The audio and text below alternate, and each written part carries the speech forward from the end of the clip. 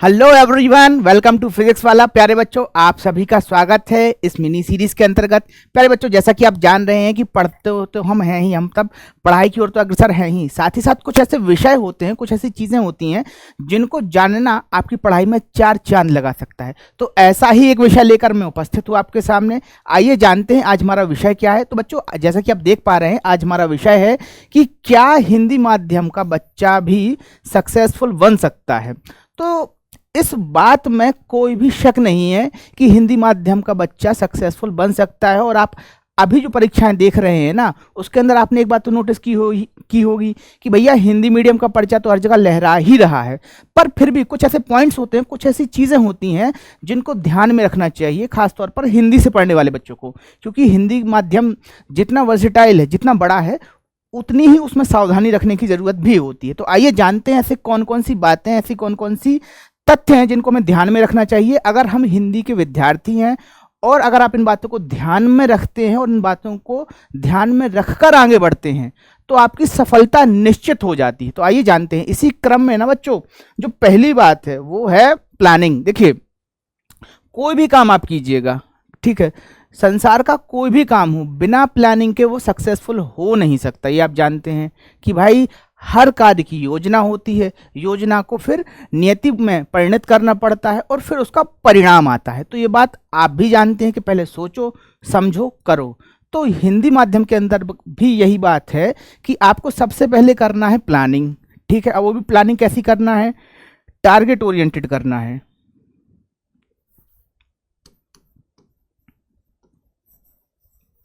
अब भाई टारगेट कुछ भी हो सकता है, ये चीज़ ध्यान कर लो। तो सबसे पहले जब भी आप टारगेट के विषय में बात करेंगे तो ये चीज़ हमेशा ध्यान रखिएगा कि आपका टारगेट कैसा है, यानी कि आपकी परीक्षा किस तरीके की, आप किस तरीके के एग्जाम में बैठ रहे हैं, इस चीज़ को ध्यान में रखिएगा। फिर उसी चीज़ को ध्यान में रखकर पूरा प्लान बनाना पड़ेगा आपको कि भाई कितना मुझे इस चीज़ को टाइम देना है, कैसे मुझे पढ़ना है, किस चीज़ को कितनी तवज्जो देनी है। ये सारी की सारी चीज़ें ना आप पर निर्भर करती हैं, क्योंकि आप जो हैं एक स्वतंत्र व्यक्तित्व हैं और हर व्यक्तित्व का अपना एक विशेषता होती है, अपना एक झुकाव होता है। तो उसी विचार को, उसी झुकाव को ध्यान में रखकर ही आपको अपना प्लान तैयार करना है। फिर इसी क्रम में जो दूसरी चीज़ होती है, बहुत ही महत्वपूर्ण चीज़ जो है वो होती है भैया आपका पाठ्यक्रम और प्रश्न पत्र विवेचना। देखिए, एग्जाम चाहे कोई भी हो, परीक्षा चाहे कोई भी हो, मीडियम चाहे कोई भी हो, तीन चीज़ें बहुत ही मैटर करती हैं हमेशा सफलता की दृष्टिकोण से। पहली चीज़ जो होती है नेचर ऑफ एग्जाम, कि भाई जिस एग्जाम में आप बैठ रहे हैं उसका नेचर कैसा है, ठीक है। वो आपसे जो एग्जाम है वो किस चीज़ के लिए लिया जा रहा है। सामान्यतः यह होता है कि हम ये मान के चलते हैं कि भाई परीक्षा ही सफलता की कसौटी है, कि भाई हम एक क्लास से दूसरी क्लास में पहुंच गए, हमने टॉप कर दिया तो हम जो है वो सफल हो गए। पर ऐसा नहीं होता है। वास्तव में परीक्षा जो होती है वो आपके ज्ञान की, आपकी प्रतिभा की होती है। पर हम उसे समझ लेते हैं कि भाई परीक्षा जो है, हमने जो पढ़ा, जो हमने लिखा, उस चीज़ की परीक्षा हो रही। नहीं नहीं, बिल्कुल ऐसा नहीं है। परीक्षा जो है आपकी कुशलता, आपके ज्ञान की और आपकी समझ की होती है। इस चीज़ को हमेशा ध्यान रखिएगा। अब यहाँ ना बेटा आपको दो चीज़ें बहुत ध्यान रखनी है जब भी आप इस चीज़ की तरफ बढ़ें कि भाई आपको सफलता चाहिए, तो दो चीज़ों के बारे में ध्यान रखिएगा। एक तो पाठ्यक्रम और दूसरा बेटा प्रश्न पत्र। तो अब देखो, इन दोनों की विवेचना कर लेना, क्योंकि देखो अगर ये काम कर लोगे ना तो 45% काम आपका हो जाता है, ठीक है। चाहे वो बोर्ड्स हो, ठीक है, या कोई भी एग्ज़ाम हो। अगर आपने एक बार सिलेबस देख लिया है, ठीक है, और उसको ना क्वेश्चन पेपर के अकॉर्डिंग ना एनालाइज कर लिया है। अब ये कैसे करना है ये चीज़ समझो। देखो, जैसे मान के चलो हिंदी के अंदर ना एक एग्जाम्पल देता हूँ, आपका है पद, जिसके जो रचयिता हैं वो हैं सूरदास जी, सूरदास, ठीक है। ये चैप्टर है हमारा, ठीक है, ये क्षितिज भाग 2 का पहला चैप्टर है। अब जब हम इसको देख रहे होंगे तो इस तरीके से हमारे पास सारे चैप्टर उपलब्ध हो जाते हैं। अब आपको एक काम करना है कि भैया PYQ उठाइए, प्रीवियस ईयर क्वेश्चन पेपर उठाइए, और वो भी उठाइए कम से कम 3 साल के, ठीक है। और क्या करना है कि उन क्वेश्चन पेपर में देखिए कि भाई सूरदास से कौन कौन से प्रश्न आए हैं, ठीक है, और सारे प्रश्न को नोट कर लीजिए इस तरफ, ऐसे कि भाई कौन कौन से प्रश्न आए, इन प्रश्न में क्या क्या आपसे पूछा गया है, ठीक है। फिर दूसरी तरफ जाइए, बुक खोलिए और उस चैप्टर को देखिए कि उस चैप्टर में क्या क्या है, यानी कि कहानी है कि कविता है, कविता है तो किस प्रकार की कविता है, ठीक है, और उस कविता से कौन कौन से प्रश्न हैं जो आ सकते हैं या जो पूछे जा चुके हैं। तो इस तरीके से ना दोनों चीज़ों को एक पेज पर नोट डाउन कर लीजिएगा हमेशा। एक तरफ आप क्या कीजिएगा कि जो मेन कंटेंट है, यानी कि देखिए पद पूछे गए हैं तो कितने पद हैं भैया, 4 पद हैं, हर पद दूसरे से अलग है, तो ऐसा 1 2 3 4, इसकी क्या विशेषता है, इसकी क्या विशेषता है, इसकी क्या विशेषता है, इसकी क्या विशेषता है, ऐसा नोट कर लिए, ठीक है। इसके बाद यहाँ सबसे बाद में ये नोट कर लेना कि इस चैप्टर को ख़त्म करने में देखो कितना आपको टाइम लगेगा। ये तो आपको पता ही चल जाता है चैप्टर देखते ही कि ये चैप्टर इजी है कि मीडियम है कि भैया लेंथी है, आपको कैसा ये चैप्टर होगा, ठीक है, आप कैसे इसको पढ़ेंगे ये आपको तुरंत चैप्टर खोलते ही साथ समझ में आ जाता है। तो ऐसा ना लिस्ट बना लीजिए, ऐसे करते करते आपके जितने चैप्टर हैं सबको देख लीजिए कि एग्जाम ओरिएंटेड कितने चैप्टर्स हैं, ठीक है, और उनमें से कौन सी चीज़ आई है और कौन सी चीज़ नहीं आई है। तो बेटा यहाँ से ना पता है क्या होता है, जब भी हम एग्ज़ाम पेपर का एनालिसिस करते हैं सिलेबस के अकॉर्डिंग, तो यहाँ से हमें पता चल जाता है कि कौन कौन सी चीज़ें हमें छोड़ना है और कौन कौन सी चीज़ों पर ज़्यादा ध्यान देना है। और जैसे ही ये काम हो गया तो आपका लगभग 45% काम खत्म हो जाता है, क्योंकि अब आपको पता है कि क्या पढ़ना है, कैसे पढ़ना है और कितना पढ़ना है, ठीक है। तो ये एक्सरसाइज आप कर लीजिएगा बच्चों, और इस तरीके से नोट्स बनाकर रख लीजिएगा, ये आपको एग्जाम में बहुत हेल्प करते हैं, ठीक है। पर्सनली मैं भी यही तरीका फॉलो करता था, जब तक मैं पढ़ा हूँ तो मैं यही तरीका फॉलो करता था कि भाई एग्जाम पेपर उठाया और सिलेबस उठाया और देख लिया कि भाई किस चैप्टर से कितने क्वेश्चन आ रहे हैं, क्या चैप्टर का नेचर है, क्या पेपर का नेचर है, किस तरीके के क्वेश्चन हमसे पूछे जा रहे हैं, और यही से हमारा ये काम हो गया। फिर उसके बाद हम पढ़ना शुरू करते थे। हमेशा जो है ना वो पढ़ाई शुरू कीजिए हमेशा से एग्जाम ओरिएंटेड, कि भाई परीक्षा देना है तो उस तरीके से पढ़ाई कीजिए, आपको टॉप करना है तो उस तरीके से पढ़ाई कीजिए, क्योंकि जिस तरीके से आप काम करेंगे, जिस तरीके से आप पढ़ेंगे, आपको उसी तरीके का रिजल्ट आता है। तो प्यारे बच्चों ये बात तो आप समझ ही गए होंगे कि पाठ्यक्रम एवं प्रश्न पत्र विवेचन में हमें क्या करना है। चलिए बढ़ते हैं आगे। तो हमारा जो अगला चरण है ना वो है सही पाठ्य सामग्री का चुनाव। अब बेटा ये बात जो है ना, आप सोच रहे होंगे कि भाई ये बात क्यों कही है, ये बात है विशेषकर हिंदी माध्यम के लिए। इस बात को समझ लीजिए कि ये बात आपसे क्यों कही जा रही है। देखिए होता क्या है कि हिंदी की दुनिया में ना बहुत सारी किताबें उपलब्ध हैं, ठीक है, बहुत सारा ट्रांसलेटेड मटेरियल उपलब्ध है, पर सर्वोच्च या सबसे उत्कृष्ट मटेरियल कौन सा है, हिंदी का बच्चा इसी चीज़ को लेकर बड़ा परेशान होता है, घूमता रहता है कि अच्छी किताब मिल जाती, अच्छी किताब मिल जाती, कुछ अच्छे से नोट्स मिल जाते तो मेरा काम आसान हो जाता, मैं टॉप कर पाता।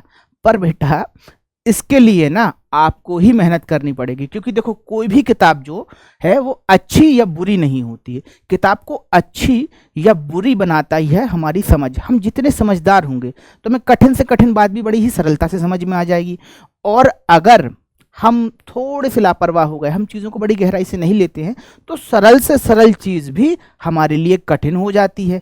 इसलिए सही पाठ्य सामग्री का चयन करना चाहिए।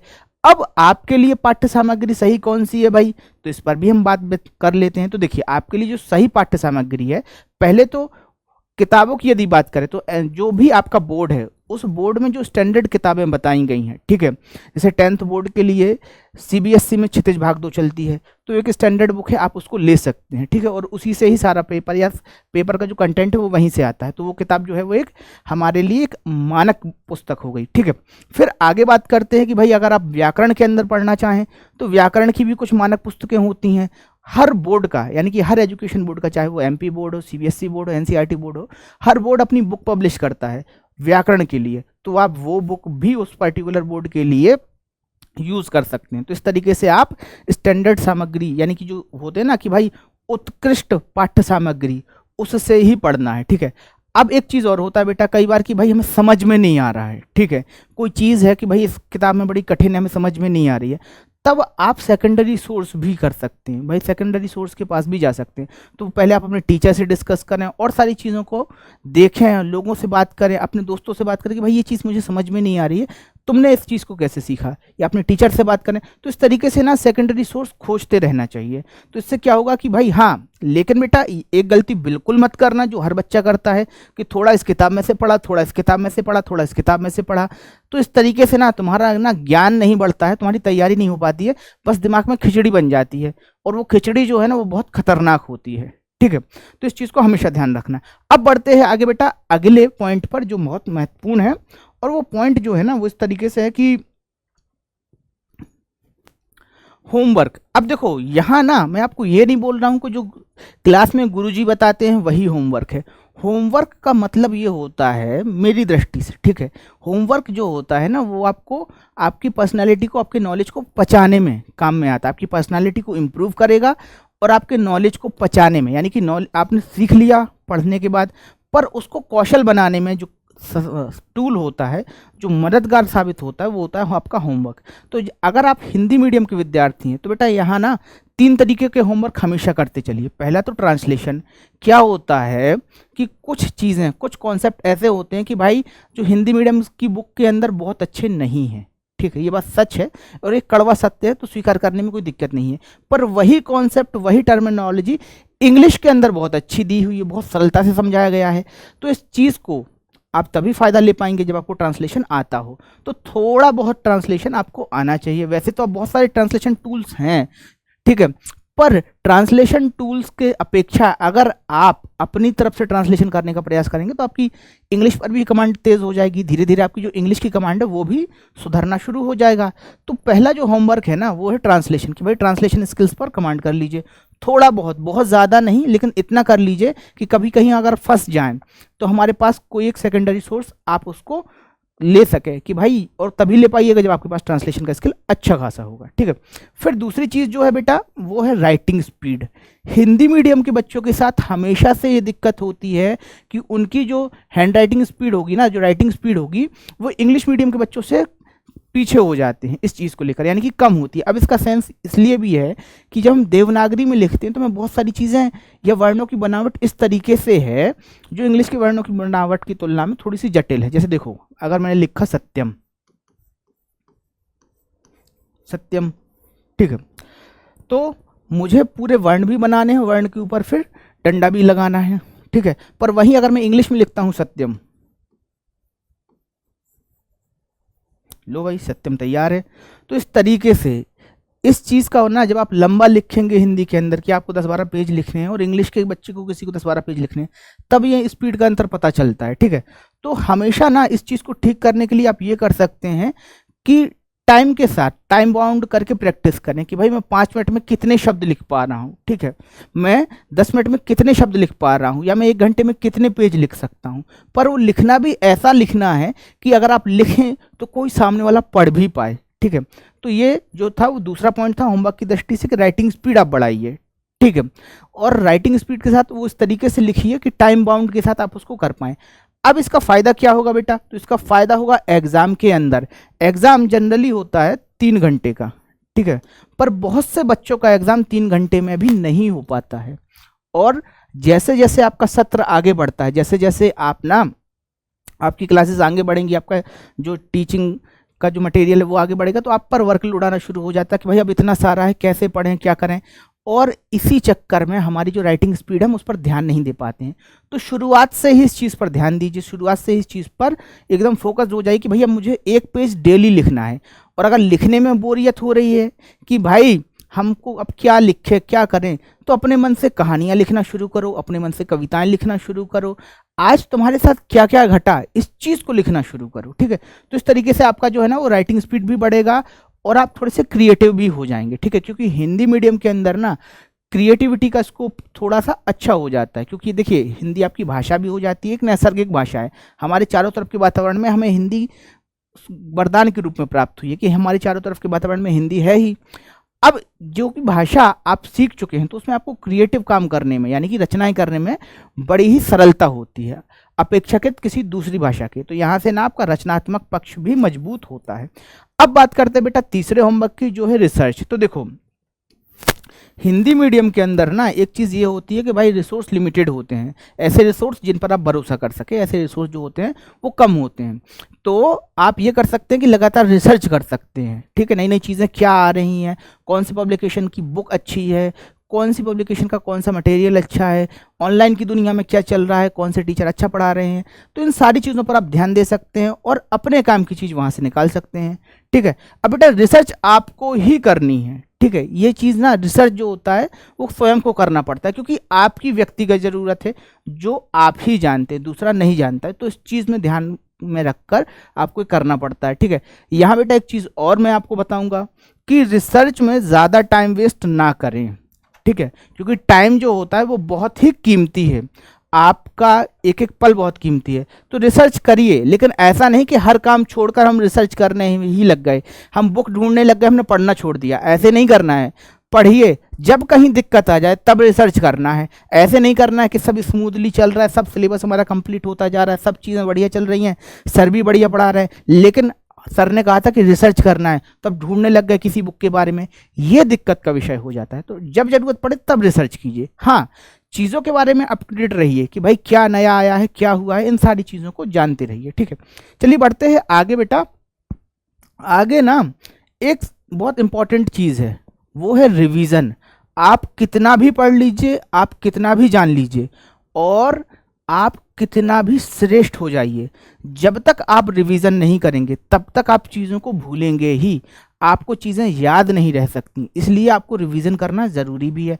अब रिवीजन करने का बेटा एक टेक्निक है, अपना टाइम डिवाइड कर लीजिए कि किस चैप्टर को हमें कब और कितने टाइम बाद रिवाइज करना है। ठीक है, जैसे मान के चलिए आपने चैप्टर पढ़ा, ठीक है, आपने सूरदास के पद ही पढ़ लिए, ठीक है, और जब आपको कॉन्सेप्ट समझ में आ गए, आपके नोट्स तैयार हो गए, तब आपको रिवीजन कब करना है भाई? 1 वीक के बाद करना है। ठीक है, फिर किसी दूसरे चैप्टर को उठा लीजिए, ठीक है, फिर उसके बाद किसी तीसरे चैप्टर को उठा लीजिए, और फिर करीबन 7 से 8 दिन के बीच में एक बार फिर से रिवाइज कर लीजिए। तो वीकली रिवाइज करते रहेंगे तो आप भूलेंगे नहीं। हाँ, जब आपको उस चैप्टर पे अच्छी कमांड हो जाए कि भाई हमें उस चैप्टर से सब आता है, तो जब आप 1 वीक में रिवीजन कर रहे थे, आप उसको 2 वीक के अंदर करिए, फिर 3 वीक के अंदर कीजिए। तो इस तरीके से, लेकिन हाँ, ये बात याद रखना है कि रिवीजन के मतलब ये है कि हम कॉन्सेप्ट भी समझें और उस कॉन्सेप्ट को शार्प भी बनाएं। ठीक है, रिवीजन केवल नोट्स उठा के पढ़ना नहीं होता है, पढ़ते पढ़ते उस कॉन्सेप्ट की समझ को सीखना, और उस कॉन्सेप्ट से कौन कौन सी चीज़ें और भी बन सकती हैं, कौन कौन से प्रश्न और भी बन सकते हैं, इन सारी चीज़ों को समझना भी रिवीजन कहलाता है। तो इस तरीके से आपको रिवीजन भी करना है और सारी चीज़ों पर ध्यान भी देना है।